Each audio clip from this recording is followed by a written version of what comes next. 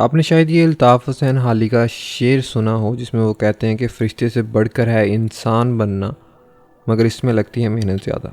इसकी अगर हम मुख्तसर सी एक तशरीह करें तो इसका मतलब ये बनता है कि आप पैदा होते ही इंसान नहीं होते, आप में एक कमी होती है जिसकी वजह से you have to follow some 12 steps programme to become a human subject more precisely. Religion एक प्रोग्राम है, ह्यूमनिज़म एक प्रोग्राम है, मार्क्सिज्म एक प्रोग्राम है, कैपिटलिज्म एक प्रोग्राम है अपने आप में। French psychoanalyst Jacques Lacan को इसी लैक का थिंकर कहा जाता है। ये बताते हैं कि जहन किस तरह सेटअप होता है एक सब्जेक्ट का इस लैक से डील करने के लिए for the rest of his life. Lacan के मुताबिक इन प्रोग्राम में एंट्री से पहले आपको एक इंटर्नशिप करनी पड़ती है जो कि आपको एक सब्जेक्ट बनने के लिए तैयार करती है, आपको मुख्तलिफ टूल्स प्रोवाइड करती है जिसमें आपकी ईगो बनती है, आप ज़ुबान सीखते हैं। ज़ुबान में अल्फाज की एक खूबी है कि एक लफ्ज़ के कई मतलब हो सकते हैं। लैंग्वेज से एक रियलिटी को मुख्तलिफ तरीके से समझाया जा सकता है। Words allow a slippage of meaning. For example लफ्ज़ डिप्रेशन के बहुत ज़्यादा मतलब हो सकते हैं। किसी के लिए डिप्रेशन बेरोज़गारी है, तो किसी के लिए 12 घंटे की उसकी शिफ्ट है नौकरी की, तो किसी के लिए उसका बॉस है, तो किसी के लिए उसकी बीवी है, तो किसी के लिए उसका लीडर है। एक और गौरतलब बात यह है कि जब आप अपनी हालत या अपने जहन की हालत इस तरह वाज़ह कर सकते हैं मुख्तलिफ तरीके से, तो वो आपकी परेशानी भी कम करती है। लेकिन ज़ुबान सीखने से पहले ऐसा नहीं होता।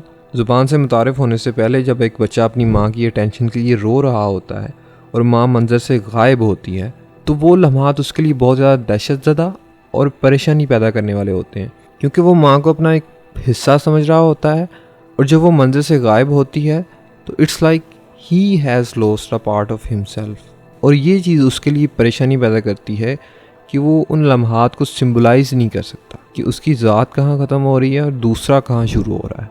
लेकिन जब वो अम्मा अब्बा कहना सीख जाता है, जिसे लकान पैटर्नल मेटाफोर कहते हैं, तो इससे वो चीज़ों की वजाहत कर सकता है। अब जो उसकी ख्वाहिश माँ की मौजूदगी के लिए थी पहले, अब वो बस माँ की अटेंशन पर फिक्सेटेड नहीं है, वो डिस्प्लेस हो सकती है यूट्यूब पर, खिलौनों पर, बाहर घूमने फिरने पर। सो ये एक फ़ायदा है सिम्बलाइजेशन का लैंग्वेज का। लेकिन इस सिम्बलाइजेशन की डाउन साइड ये है कि बच्चा कास्ट्रेशन से मुतारिफ़ हो जाता है। There is a neurotic illusion of jouissance जो कि ग्रो करना शुरू हो जाता है, जिसकी हमने पिछली वीडियो में बात की थी। बच्चा ये रियलाइज़ करता है कि वो अभी इंसान नहीं है, he lacks something that makes one a human, और इस लैक से फिर ख्वाहिशात जन्म लेती हैं। अब कमी के बारे में एक अहम बात यह है कि आपको तब तक इसका पता नहीं चलता जब तक कि आप रियलिटी को सिम्बलाइज़ नहीं कर सकते। यहाँ पे आप मिसाल ले सकते हैं लाइब्रेरी में पढ़ी हुई किताबों के एक सेट की। अब जब तक उन किताबों की हमने किसी सिस्टम के तहत नंबरिंग नहीं की हुई, तब तक हमें पता नहीं चल सकता कि इनमें से कौन सी किताब मिसिंग है। सो इस तरह सिम्बलाइजेशन से ही लैक अपीयर होता है। इस तरह से इंसान में भी जो कमी है वो तभी वाज़ह होती है जब सिम्बलाइजेशन होती है, और ये कमी एक इमेजिनरी ऑब्जेक्ट की होती है। बच्चा ये इमेजिन करता है कि अगर माँ मेरे अलावा किसी के पास गई है तो इसका मतलब है कि उसमें कुछ कमी है जो वो पूरी करने गई है।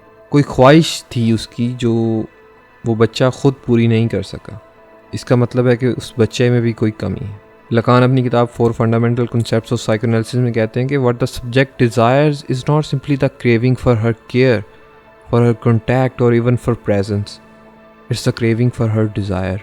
लकान इस कमी को फैलस से रिप्रेजेंट करते हैं कि बच्चे के पास फैलस नहीं है ड्यू टू द कास्ट्रेशन, और फैलस किसी दूसरे के पास है। और ये फैलस एक इमेजिनरी ऑब्जेक्ट है, एक मार्क है, एक निशानदही करता है कि बच्चा जो है वो कंप्लीट नहीं है, उसके अंदर लैक है। इसके अलावा ये मार्क बच्चे को ये भी बताता है कि व्हाट द अदर वांट्स, कि दूसरा क्या चाहता है। ये एक पहलू है इस इंटर्नशिप का। दूसरा पहलू इस इंटर्नशिप का है मिरर स्टेज। इस स्टेज में बच्चे को वो पॉसिबिलिटी नज़र आती है अपने अंदर जो कमी महसूस कर रहा है उसे पूरा करने की, उसे फुलफ़िल करने की, उसे ओवरकम करने की। वो सीखता है कि ख्वाहिश कैसे करते हैं। लकान की थ्योरी है कि बच्चा जब 6-7 माह का होता है तो वो अपने आप को शीशे में देखता है। अब वैसे तो वो जंबल ऑफ इमोशंस है, अपने मोटर फंक्शन जो उसके हैं उस पर उसे कोई कंट्रोल नहीं है। लेकिन जब वो शीशे में देखता है तो जो इमेज उसे नज़र आती है वो एक यूनिटी की होती है, एक कंप्लीटनेस, एक होलनेस की होती है। उसे एक कंप्लीट सेल्फ नज़र आती है जिसकी वजह से वो मैं, आई कहने के काबिल होता है। ईगो बनती है उसकी एक। अब इस तरह से होता क्या है कि जो मैं हमें महसूस होती है ना कि हमारे अंदर से आती है, कि मैं ये करता हूँ, मैं ये हूँ, मैं ये सोचता हूँ, वो इस तरह से हमेशा बाहर से बनती है कि हम बाहर से आइडिया लेते हैं कि हमारी ईगो कैसी है, हमारी आई कैसे बनेगी। मेरे स्टेज में एक और बात नोट करने वाली ये है कि बंदा जो भी अपनी एक पहचान कर रहा है खुद ही की, वो शीशे में देख कर रहा है, एक इमेज है वो। इस तरह से क्या होता है कि सोशल मीडिया, सेलिब्रिटी कल्चर और लोग जो हैं वो बंदे के लिए एक शीशे का काम करते हैं। वो उसे आइडिया देते हैं कि क्या बनना चाहिए, क्या चाहना चाहिए, किस तरह का इंसान बनना चाहिए, कैसे बनना चाहिए। इससे हमें एक किस्म की बेगानगी, एलियनेशन नज़र आती है अपने आप से, कि हम एक रिलीफ तो ले रहे हैं, हम ईगो बना रहे हैं, मगर it comes at a price of fundamental alienation.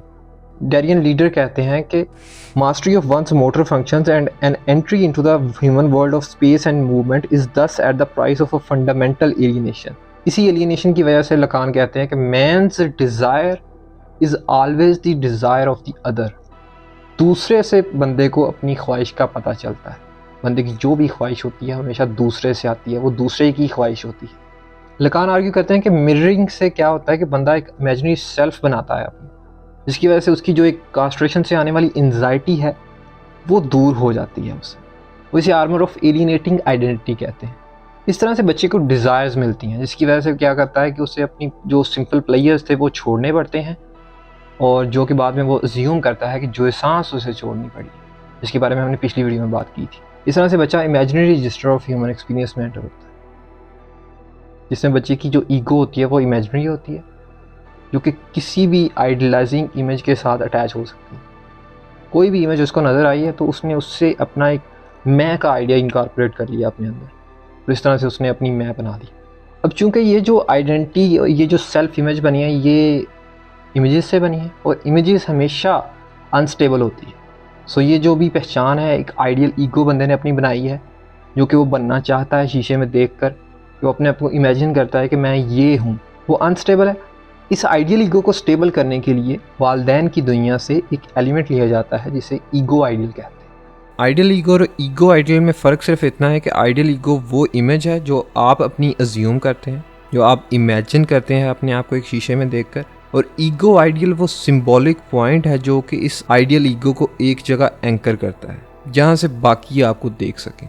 Ego ideal वो आपको रेफरेंस पॉइंट देता है जिससे आप दूसरों के साथ रिलेट कर सकें। मिसाल के तौर पर अगर एक बंदा रोड पर बाइक स्पीड से चला रहा है या वन व्हीलिंग कर रहा है, तो वो उसके जहन में कोई ना कोई खाका है कि वो क्या है, उसका कोई ना कोई आइडिया, वो अपने आप को कोई ऋतिक रोशन समझ रहा है धूम का, ये उसकी आइडियल ईगो है। ईगो आइडियल जानने के लिए ये सवाल करना ज़रूरी है कि वो किसकी नज़र के लिए अपने आप को ये आइडियल ईगो समझ रहा है।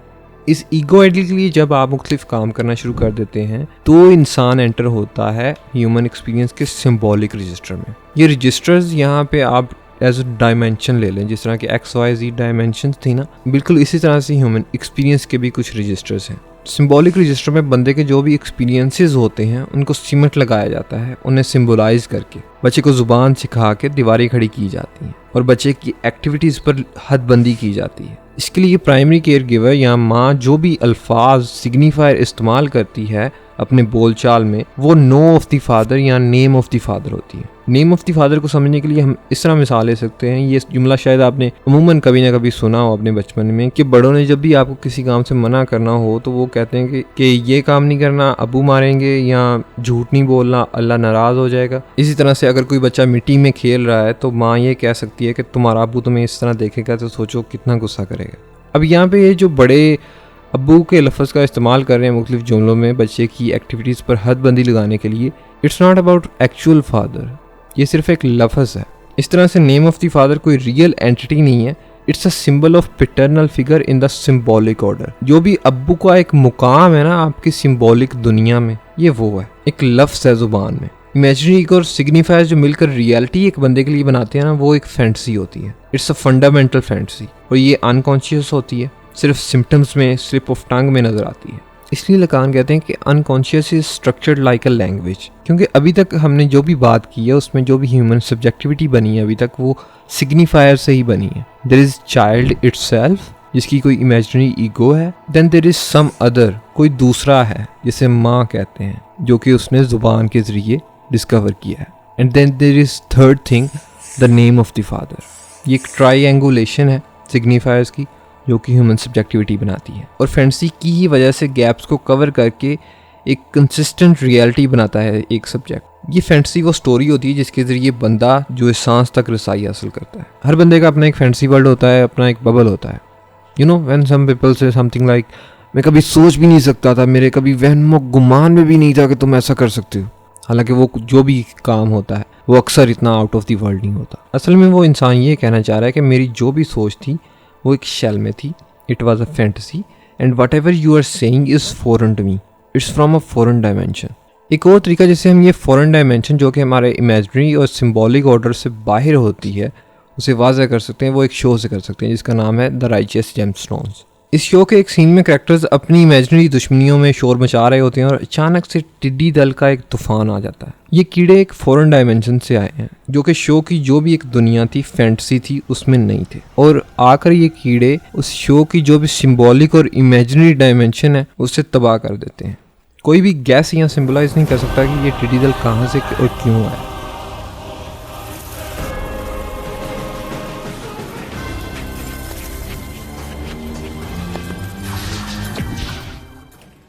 ये जो फॉरेन डायमेंशन है ना ह्यूमन एक्सपीरियंस की, ये रियल रजिस्टर है, ये रियलिटी है जो कि लैंग्वेज सिंबलाइज नहीं कर सकती और ट्रॉमा भी यही होता है। बंदा ट्रॉमा के ज़रिए इस रजिस्टर से आशना होता है जिससे उसका इमेजिनरी और सिंबॉलिक वर्ल्ड जो उसने फैंटेसी बनाई हुई थी वो टूट जाती है। अब तक जो भी हमने बात की उसकी एक अच्छी समझ मैरिलिन चार्ल्स की किताब वर्किंग विद ट्रॉमा से आती है। वो कहती हैं कि for Lacan we are born into a real that becomes imaginary, caught within the confines of our own internal imaginings.